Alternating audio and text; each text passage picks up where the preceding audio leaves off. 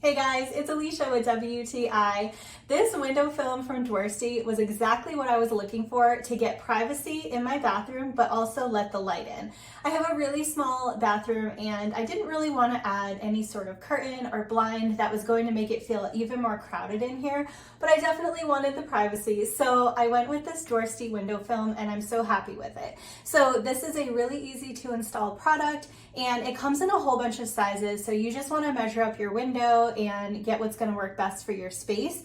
It comes with everything you need to install it, including a scraper, a cutting knife, and a little spray bottle. So you can actually install this with just some soapy water in the spray bottle. We happen to have window film application solution on hand, so we use that, but the soapy water would work just fine. So you want to make sure that you get a really nice fit and you get out all of the bubbles and the excess solution, and then you can trim the excess window film off, and you are left with a nice, soft, muted light and privacy. So this is a great option for many different spaces.